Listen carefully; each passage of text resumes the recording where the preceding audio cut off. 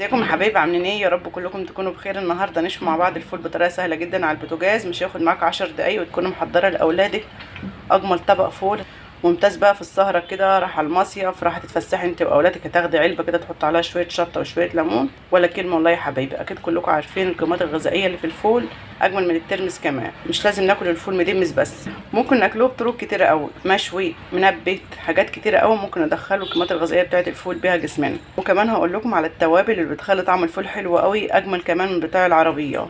يلا كده نبدا ونسمي الله ونصلي على سيدنا محمد عليه الصلاه والسلام. بس فضلا منكم ما تنسوش اللايك، الله يسعد قلوبكم. واذا كنت اول مره تنورونا على قناه اتمنى تشتركوا فيها يا حبايبي. هتجيبي صينيه الومنيوم كده، تسخنها كويس، اهم حاجه تسخنها كويس قوي قبل ما تحط الفول.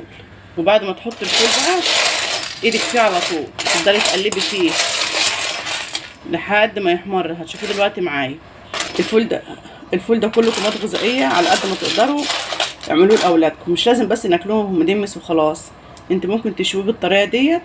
وتشوفوا دلوقتي البهارات اللي هحط عليه بيخليه طعمه حلو قوي. تسليه حلوه ومش غاليه زي الترمس بالظبط، بس الفول فيه قيمات غذائيه اكتر من الترمس. ايدك فيه على طول. انا دايما بحط ورايا في الفرن، بس علشان الريتاج لقيتها عماله تعيط تقول لي ولعي لي الفرن مخصوص واعملي لي فول، عشان ما عملتوش بقالي شويه، لانها بتحبه جامد قوي اكتر من الترمس هي واخواتها.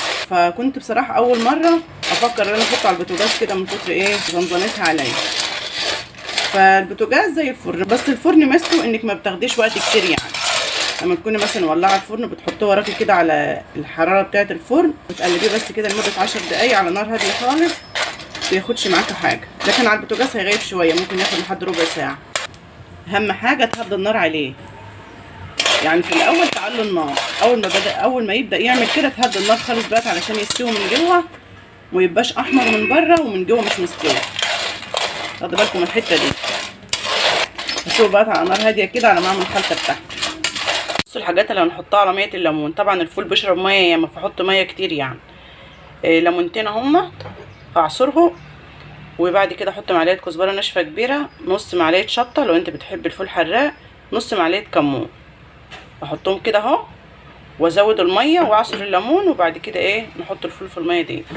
بصوا حبايبي حطيت الميه، طبعا حطيت معلقتين ملح، نسيت اقول لكم اهم حاجه الملح. وقبل ما تحط الفول بتاعك تدوق الميه بتاعتك، لو حسيت ان هي عايزه ملح بتزودي ملح. كل واحد بيعمل الحاجه اللي هو عايزها. وبعد كده اشيل الفول على طول كده مباشره، لسه سخن كده، احطه في الميه اسمها الصوت.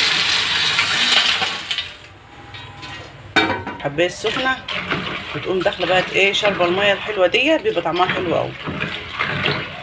هنضيف له كمان معلقتين زيت بس في الاخر كده عشان يديله لمعه لما يشرب الميه دي خالص. طبعا بتسيبيه في الميه ديت لا يقل عن 3-4 ساعات. ويا سلام بقى لو عملتيه بالليل كده وسبتيه لحد الصبح، او عملتيه من اول النهار واكلتوه في الليل في السهره كده. كل ما تسيبيه في الميه كل ما الحبايه تكبر معاكي وتشرب التوابل الحلوه دي. ولما يشرب الميه بقى تطلعيه من الميه، تعصري برده عليه ليمون تاني، وتحط عليه معلقه زيت بس كده عشان يديكي لمعه حلوه. اكيد كلكم عارفين القيمات الغذائيه اللي في الفول، وما انتوش محتاجين حد يقول لكم يعني. فاعمليه على قد ما تقدري لاولادك مشوي، والليمون عليه بقى بيكون مناعه. كده خلصنا يا حبايبي الفيديو. يا رب يكون عجبكم. لو الفكره عجبتكم ما تنسوش اللايك، ولو كنتوا ضيوف جديد اتمنى تشتركوا في قناتي. دمتم في رعايه الله وامنه، والسلام عليكم ورحمه الله وبركاته.